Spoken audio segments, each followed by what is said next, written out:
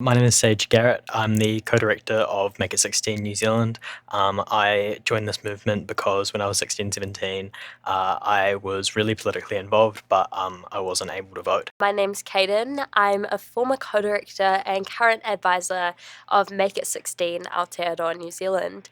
I became co-director when I was 15. I was very passionate about a lot of social issues at the time, climate issues. The school strikes for climate were really big, and a lot of my friends were engaging with these issues, and there was an election happening that we couldn't vote in, and it became quite frustrating that we were just as aware, and many young people are just as aware as our adult peers, but we weren't given the chance to have their say. They were. Animal welfare is really, really important to me. LGBTQ issues, tackling domestic and sexual violence, environment, all of these things that I know a lot of young people are also very, very passionate about. There's been many small moments of hope along the way. Sometimes it's been as simple as just changing someone's mind, like a friend or a family member or even a stranger who I've just had a korero discussion with, and I've managed to convince them. And those little moments give me hope. And then there's been some bigger milestones. The moment where I realised, okay, this is it, was the Supreme Court, and walking outside and seeing all the media interest we had and seeing all the supporters who were gathered there.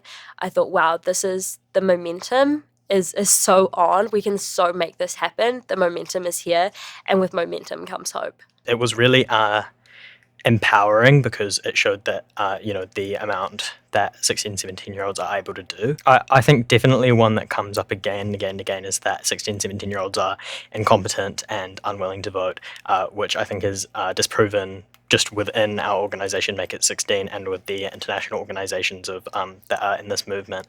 Because when we were 16, 17-year-olds, we were fighting at the Supreme Court.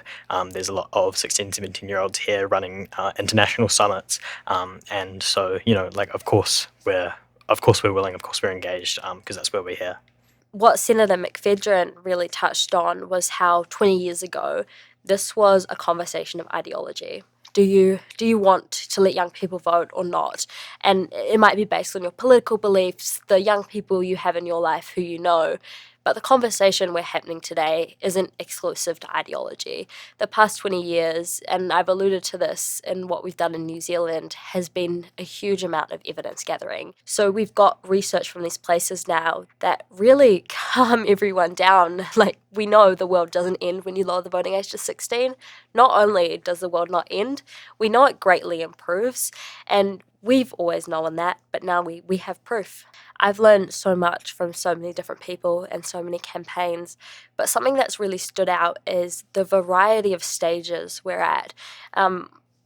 We're all interconnected. It's truly a global movement, but hearing from Brazil, for example, which lowered the voting age in the 1980s, the next step of making sure 16 and 17-year-olds then actually get out to vote, and what that process looks like, and how to make people who have voting rights then believe it's worth it to vote. Or think Jan Eichhorn, who was here and has done a lot of research after Scotland lowered the voting age, and spoke to how many minds were convinced after they lowered the voting age, and that's really positive to hear. At the moment, we're really working on creating connections between other youth organisations in Aotearoa, New Zealand, and also internationally, so that we can really keep our momentum up and keep making progress. It's really important for us to have these international connections because when one of us makes progress in this area, all of us do.